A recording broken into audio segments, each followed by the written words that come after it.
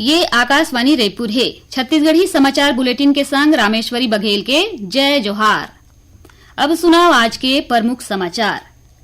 राष्ट्रपति द्रौपदी मुर्मू हा वक्फ संशोधन विधेयक ल दीन मंजूरी, संसद ह ई हफ्ता करे रहिस पारित। आज भारतीय जनता पार्टी हा अपन स्थापना दिवस मनावत है। प्रधानमंत्री और पार्टी के राष्ट्रीय अध्यक्ष हा कार्यकर्ता मन ल दीन बधाई। और रामनवमी के पर्व आज छत्तीसगढ़ के संगे संग जम्मो देश भर में बड़ उत्साह के संग मनाए जावत है। देश प्रदेश में होवत है आने आने कार्यक्रम। अब समाचार विस्तार ले। राष्ट्रपति द्रौपदी मुर्मू हा वक्फ संशोधन विधेयक ला मंजूरी दे दीन है। एकरे संग ये हा अब कानून बन गे। संसद हा यह विधेयक ला ई हफ्ता पारित करे रहिस। राष्ट्रपति हा मुसलमान वक्फ निरसन विधेयक 2025 ला घलो स्वीकृति दे दीन है। ये नवा कानून के माध्यम ले केंद्र सरकार के उद्देश्य देश में वक्फ संपत्ति प्रबंधन के शासन, पारदर्शिता और दक्षता ला बढ़ाए में सुधार लाना है। मुकदमा और न्यायिक निगरानी के कमी जैसन लंबा बेरा ले अवैया मुद्दा मन ला संशोधित करके नवा कानून हा एक ठन जवाबदेह ढांचा बनाए के उद्यम करथे।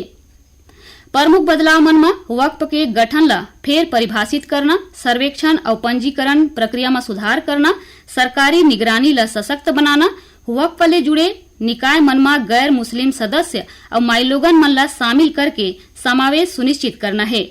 ये नवा कानून देश में वक्फ संपत्ति प्रबंधन ला आधुनिक बनाए बर जरूरी कदम है। केंद्रीय गृह मंत्री अमित शाह की हिन की अवैया बछर 31 मार्च ले पहली छत्तीसगढ़ समेत जम्मो देश भर ले नक्सलवाद खत्म हो जाही। केंद्रीय गृह मंत्री हा रायपुर में काली वामपंथी उग्रवाद की स्थितियों पर बैठका करत ये गोठला कीन है। ओमन यहू कीन की प्रधानमंत्री नरेंद्र मोदी के अगुवाई में डबल इंजन के सरकार नक्सलवाद के नाश करे बर सरलग उद्यम करत है। श्री शाह कीन की नक्सल विरोधी अभियान के गति धीमा नहीं पड़ना चाहिए। एक राज्य ले आने राज्य भगैया नक्सली मन ला पकड़े बर राज्य पुलिस और केंद्रीय सुरक्षा एजेंसी मन में बेहतर समन्वय होना चाहिए। केंद्रीय गृह मंत्री हा राज्य सरकार डहर ले नक्सल प्रभावित इलाका में सरकारी योजना मन ला जन जन तक पहुंचाए बर बनाए गे नियत नीला नार ला सुरक्षा बल के शिविर ले 5 किलोमीटर के दायरा ला बढ़ा के 10 किलोमीटर करे बर कीन है।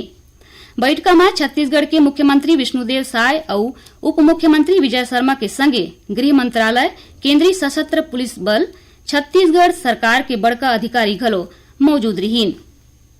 एक हर ले पहली काली छत्तीसगढ़ के दंतेवाड़ा में एंटी नक्सल अभियान में शामिल कमांडर मन के संग गोठ बात करत गृह मंत्री हकीन की सुरक्षा बल मन नक्सली मन ला कमजोर बना दीन है। चाहे जंगला हो या फिर उफनावत नदिया नरवा, चाहे ठुठरत जाड़ या फिर भारी घाम प्यास, हमार वीर जवान मन अपन साहस ले करोड़ों लोगन के जीवन ला नक्सल प्रभाव ले मुक्त करीन है।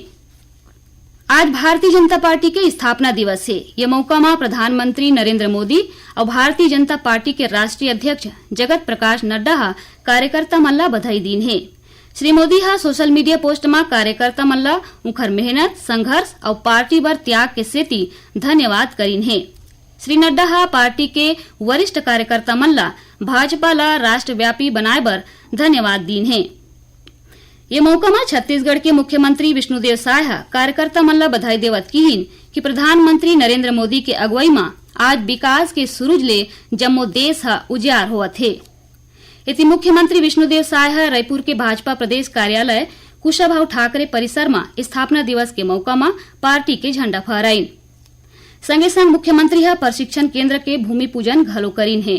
ये दौरान क्षेत्रीय संगठन महामंत्री अजय जामवाल, प्रदेश संगठन महामंत्री पवन साय और उप मुख्यमंत्री विजय शर्मा समेत भाजपा के आने आने बड़का नेता मौजूद रहीन। उन्हें भाजपा के प्रदेश अध्यक्ष किरण सिंह देव हा जगदलपुर में पार्टी के झंडा फहराइन। इसी बीच भारतीय जनता पार्टी के प्रदेश इकाई भाजपा के स्थापना दिवस और बाबा साहेब अम्बेडकर के जयंती के मौका में आज ले 14 अप्रैल तक आने आने कार्यक्रम के आयोजन करत है। भाजपा के प्रदेश उपाध्यक्ष लक्ष्मी वर्मा बताइन कि पार्टी पदाधिकारी और कार्यकर्ता मन आज स्थापना दिवस में बूथ, कार्यालय और घर में पार्टी के झंडा फहराइन है। इति 8 और 9 अप्रैल के सब्बो मंडल और विधानसभा स्तर में सक्रिय सदस्य मन के सम्मेलन राखे जाही। उन्हें 10 और 11 अप्रैल के गांव, बस्ती और बूथ मन में घर घर संपर्क अभियान चलाए जाही। कार्यक्रम के दौरान भाजपा के विकास यात्रा के संगे केंद्र और प्रदेश सरकार के उपलब्धि ऊपर प्रदर्शनी लगाए जाही। छत्तीसगढ़ी समाचार बुलेटिन आपन आकाशवाणी रायपुर ले सुनत हव।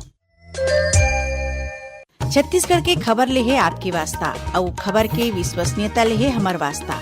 आकाशवाणी समाचार रायपुर के प्रादेशिक समाचार बुलेटिन के संगे संग हमार समसामयिक कार्यक्रम आप रेडियो के संग अपन मोबाइल में घलो सुन सकत हो। आकाशवाणी समाचार फेसबुक, ट्विटर और यूट्यूब में घलो हावय। हमार फेसबुक पेज हरे Chhattisgarh news on AIR, Twitter handle CGAIR news और हमार यूट्यूब चैनल हरे छत्तीसगढ़ AIR न्यूज। तो अब रेडियो के संगे संग आपके मोबाइल के माध्यम ले हम आप तक पहुंचत हन। छत्तीसगढ़ के हर खबर पर सुनत रहो आकाशवाणी समाचार।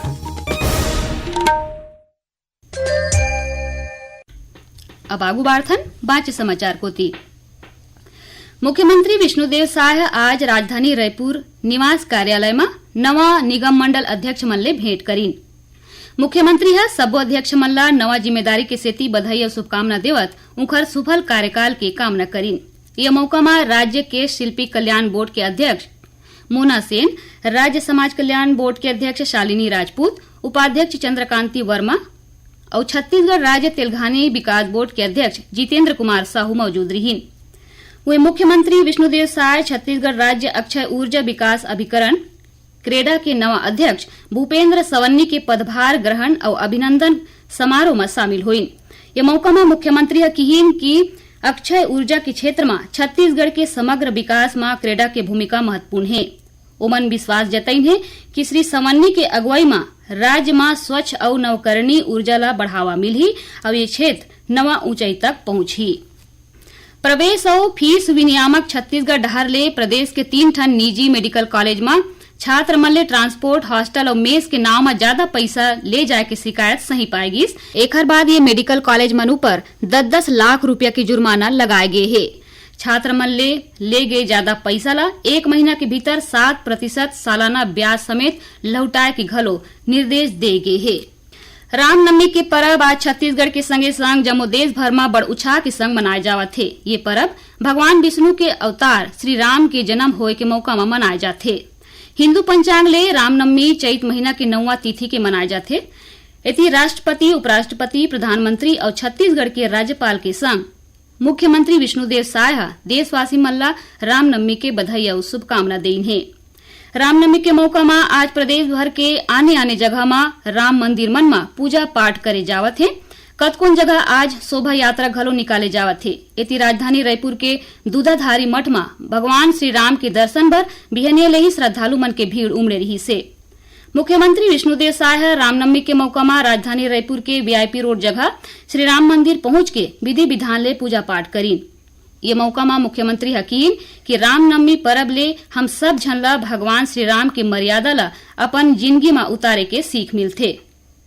इस बीच नवरात्र के आखिरी दिन आज आने देवी मंदिर और शक्तिपीठ में पूजा पाठ करेगीस।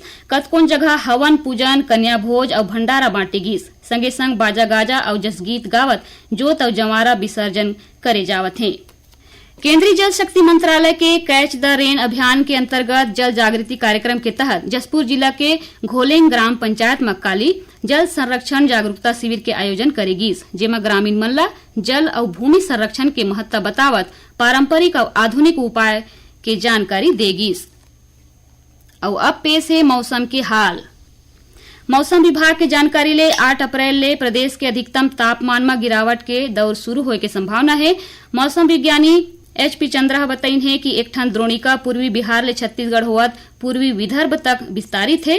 वहीं चक्रवाती घेरा दक्षिण पूर्व बंगाल की खाड़ी के ऊपर तक विस्तारित है। एकरे प्रभाव ले तापमान में गिरावट हो सकथे। आखिर में प्रमुख समाचार एक गांव फिर।